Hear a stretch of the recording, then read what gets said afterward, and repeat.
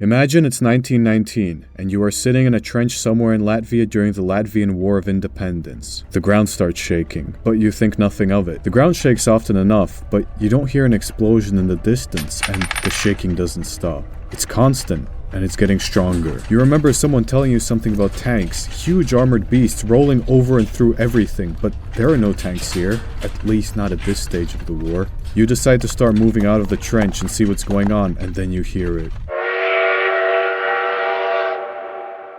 Suddenly, a volley of cannon fire rushes over you as if a warship had just emptied all its cannons. But the impact is distant, and everyone around you is calm. You're finally able to see the cause of this stir: an armored train. Whenever something gets invented, someone will try to turn it into a weapon, and trains are no exception. In fact, far from it. Even regular trains can be dangerous due to their sheer mass and the velocities they can reach. Now, add armored plates and guns all around it and you have an unstoppable snake of destruction, which you also have made 3 times heavier, so good luck stopping it. Unless if something happens to the tracks. Anyways, my country, Latvia, needed a lot of help to gain independence. Firstly, from all of our own soldiers, multiple other countries and their soldiers, and of course the help of many machines, especially trains. Most of them were used for logistics, but some were turned into land battleships. Whoever said the land battleship needs to be a tank? Well, alright, trains are trains and land ships are super heavy tanks, but I think armored trains are the closest thing we will get to a warship on land. And they certainly feel like that for the soldiers around them. Armored Train Number 1. The Latvian War of Independence started on the 1st of December 1918 and lasted until the 11th of August 1920. Armored Train Number 1 was built in Šķirotava, Latvia by communist forces early on in 1919 when the war started. However, when the Bolsheviks left Riga, where the train was stationed at the time, it fell into the hands of the Freikorps, whose purpose was to prevent Soviet forces from taking over the Baltic and maintain German influence. So they fought with the Latvians and Estonians initially, but when they were asked to leave Latvia by the Allied powers, they took over Riga instead and tried to occupy Latvia. Eventually, though, they surrendered, and the train was given to the Latvian forces. It was equipped with a 77mm cannon, a 5-barrel 37mm cannon, an 88mm warship cannon, apparently without sights, 10 machine guns, and 6 additional ones after March 1920. Oh, and 2 3-inch guns and traversable turrets. Having this kind of armament on a land vehicle sounds crazy when you realize that many tanks wouldn't have a long-barreled gun of this size until the 1940s. Now, of course, not all guns had long barrels and the ability to fire with high velocities. The armored train consisted of 4 armored wagons and an armored locomotive. Wagons that carried cannons had steel plates installed for protection, while the machine gun wagons had walls filled with sand. Though the roofs were covered with steel plates instead, because when they tried using sand...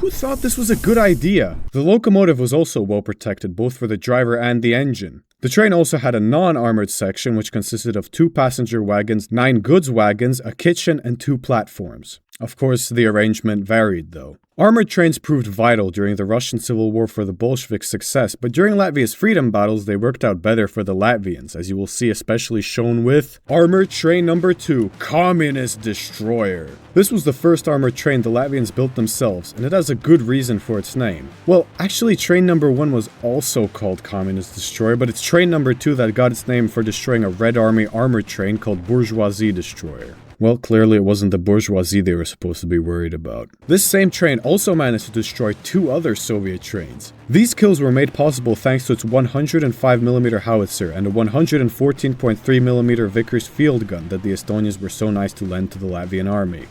It also fought against an armored train called the 3rd International.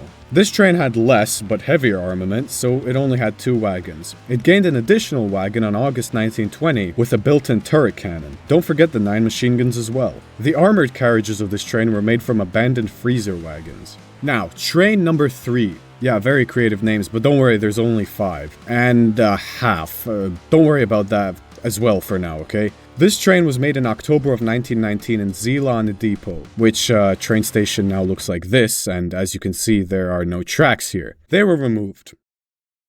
Anyways, this train had a 77mm cannon and a 105mm howitzer. Its armor was able to deflect small arms fire, but how thick specifically it was, we do not know. This train was produced after the first 2 armored trains proved to be quite productive. Train number 3 participated in multiple missions until having to be put out of service for a few months due to a lack of spare parts. But then, in 1920, it came back and successfully fought 2 Soviet trains in a single day. The Soviet trains were called Lenin and Death or Victory. The first train was forced to retreat when Latvian train number 3 directly hit it with one of its artillery pieces. And when another Soviet train started approaching, it saw the Latvian train and immediately started driving back to the east. Well, alright, they probably had a good reason to withdraw, but the Latvian train did prevent it from moving forwards until it fell back. Train number 3 continued fighting, and on the 27th of April 1920, the train's commander was killed in action at Rītupe station. After the war, train number 3 was quickly disassembled, unlike some of the other trains you will see. Interestingly, train number 4 was taken from the West Russian Volunteer Army, repaired in Jelgava, and received some carriages from train number 5 Kalpaks, which, by the way, has something so absurd I even find it hard to believe. But right now, train number 4. Train number 4 had 2 77mm cannons and 2 50mm guns in iron turrets, which I don't know why, but I find a satisfying arrangement. Number 4 fought mostly in 1920, as it was only captured in November of 1919. When the war was over, it was sent to Riga and taken apart. Now, number 5. Oh, wow. It had a 305mm gun. That's a 12-inch English Navy cannon that was lent out by the Fleet of England. And that is really all it had apart from 2 machine guns. But I'm not going to argue with a 305mm naval gun.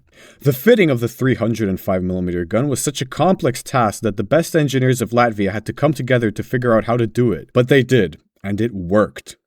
Until the British wanted their gun back and the train was taken apart just over a month after its construction, and supplemented train number 4 as I said earlier.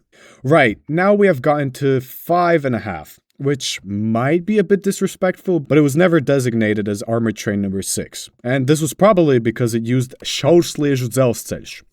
If you can say that 5 times in a row, then I don't know. It's pretty hard for us Latvians either. So, Šaušliežu dzelzceļš is a narrow gauge railway. Therefore, the 6th Armored Train was probably quite a bit smaller than the rest and only operated near Liepāja. It was named Bīkuls after an old Prussian deity associated with evil for whatever reason. We don't know much else about this train or how it looked. Now, the only armored trains still around by 1940 were number 1 and number 2. But when the Soviet forces came to occupy Latvia in the summer, they took the guns of these trains and gave them to coastal defense forces. The trains themselves were confiscated by soldiers in gas masks? I don't know what they were trying to achieve with that, but these trains got to fight during World War II in 1941. Though I have to mention that these trains were mixed with other Soviet trains into Frankenstein-like things. Even in Latvia itself, within the 10th Independent Railway Artillery Battalion of the Baltic Fleet. Without their main artillery guns. Here is a photograph of the Latvian interwar government taking photos at a railway.